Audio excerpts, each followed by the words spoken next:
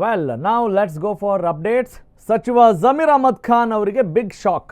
ಈಗಾಗಲೇ ಈ ಶಾಕ್ ಅನ್ನೋ ಹೆಸರು ಕೇಳಿದ ತಕ್ಷಣ ಬಹುತೇಕರಿಗೆ ಶಾಕ್ ಆಗ್ತಾ ಇಲ್ಲ. ಯಾಕಂತ ಹೇಳಿದ್ರೆ ಅಂತಹ ಅನೇಕ ಶಾಕಿಂಗ್ ನ್ಯೂಸ್ಗಳನ್ನು ನೀವೆಲ್ಲ ನೋಡಿರ್ತೀವಿ. ಹಾಗಂತ ಇದನ್ನು ಕಡೆಗಣಿಸೋ ಹಾಗಿಲ್ಲ. ಕಾರಣ ಏನು ಅಂತ ಹೇಳಿದ್ರೆ ಒಂದಲ್ಲ ಎರಡಲ್ಲ 2384 ಕೋಟಿ ರೂಪಾಯಿಯ ಬಿಗ್ ಶಾಕ್ ಇದು.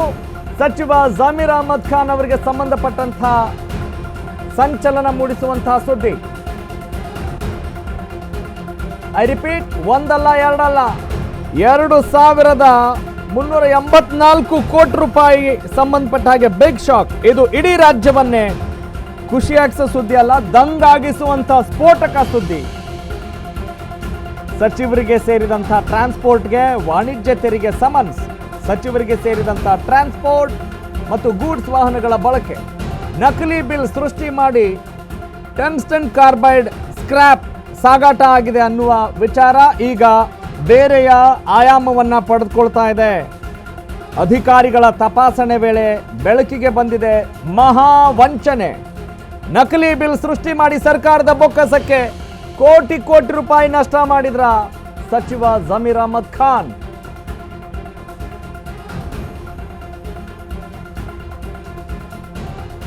ಯಾವಾಗಲೂ ಅಷ್ಟೇ ಒಂದು ಒಳ್ಳೆಯ ಸ್ಥಾನದಲ್ಲಿದ್ದೀವಿ ಅಂತ ಹೇಳಿದಾಗ, ಒಂದು ಜವಾಬ್ದಾರಿಯುತ ಸ್ಥಾನವನ್ನ ಅಲಂಕರಿಸಿದ್ದೀವಿ ಅಂತ ಹೇಳಿದಾಗ, ಸಾರ್ವಜನಿಕ ಜೀವನದಲ್ಲಿ ಗುರುತಿಸಿಕೊಂಡಿದ್ದೀವಿ ಅಂತ ಹೇಳಿದಾಗ ಮೈಮನವೆಲ್ಲವೂ ಕೂಡ ಎಚ್ಚರವಾಗಿರಬೇಕು ಅಂತ ಹೇಳೋದು ಇದೇ ಕಾರಣಕ್ಕೆ. ಕೆಲವೊಂದ್ಸಲ ಏನಾಗುತ್ತೆ, ಬಿಡ್ರಿ ನಾವು ನೋಡ್ಕೋತೀವಿ ಅನ್ನುವ ಉಡಾಫೆ ವರ್ತನೆ ಕೂಡ ಅನೇಕ ಅವಘಡಗಳಿಗೆ ಸಂಭವಿಸಿದ್ದನ್ನು ನೀವೆಲ್ಲ ಇತಿಹಾಸದಲ್ಲೂ ನೋಡಿದ್ದೀವಿ, ವರ್ತಮಾನದಲ್ಲೂ ನೋಡ್ತಾ ಇದ್ದೀವಿ, ಭವಿಷ್ಯದಲ್ಲೂ ನೋಡ್ತೀವಿ. ಅದರಲ್ಲಿ ಯಾವ ಅನುಮಾನ ಇಲ್ಲ.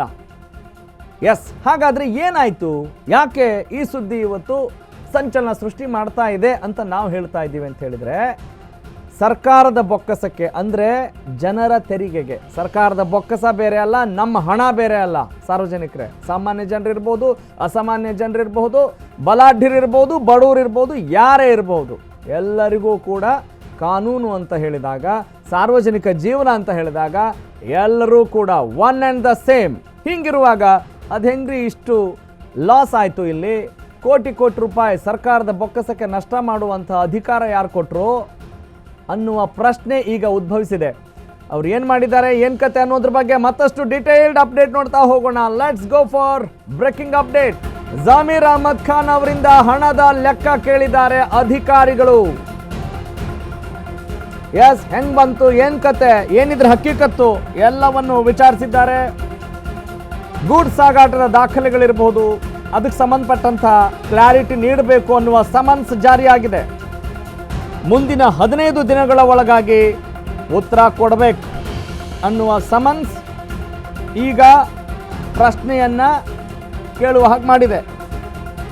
ಇತ್ತೀಚೆಗೆ ಬೃಹತ್ ಮಟ್ಟದ ನಕಲಿ ಬಿಲ್ ಸೃಷ್ಟಿ ಮಾಡುವಂಥ ಒಂದು ಜಾಲ ಪತ್ತೆಯಾಗಿತ್ತು. ಖುದ್ದು ಗೂಡ್ಸ್ ವಾಹನಗಳ ತಪಾಸಣೆಯನ್ನು ನಡೆಸಿದ್ರು ಅಧಿಕಾರಿಗಳು. ಗೂಡ್ಸ್ ಸಾಗಿಸದೆ ಕೇವಲ ಬಿಲ್ ಮಾತ್ರ ಹೋಗಿರೋದು ಪತ್ತೆಯಾಗಿದೆ. ನೋಡಿ, ಬಿಲ್ ಹೋಗಿದೆ, ಆದರೆ ಗೂಡ್ಸೇ ಸಾಗಿಸಿರೋಲ್ಲ. 3 ತಿಂಗಳಲ್ಲಿ 60ರಿಂದ 70 ಗೂಡ್ಸ್ ವಾಹನಗಳ ಮೇಲೆ ಕಣ್ಣಿಡಲಾಗಿದೆ. ಬೆಂಗಳೂರಿನಿಂದ ಹೊರ ರಾಜ್ಯಕ್ಕೆ ಗೂಡ್ಸ್ ಸಾಗಾಟ ಈಗ ಈ ಮೂಲಕ ಬೆಳಕಿಗೆ ಬಂದಿದೆ. ಸಚಿವರ ಗೂಡ್ಸ್ ವಾಹನಗಳ ನಂಬರ್ ನೀಡಿ ನಕಲಿ ಬಿಲ್ ಸೃಷ್ಟಿ ಮಾಡಲಾಗಿದೆ. ಸಚಿವರಿಗೆ ಸೇರಿದಂಥ ಟ್ರಾನ್ಸ್ಪೋರ್ಟ್ಗೆ ವಾಣಿಜ್ಯ ತೆರಿಗೆ ಸಮನ್ಸ್ ಜಾರಿಗೊಳಿಸಲಾಗಿದೆ. This is the news.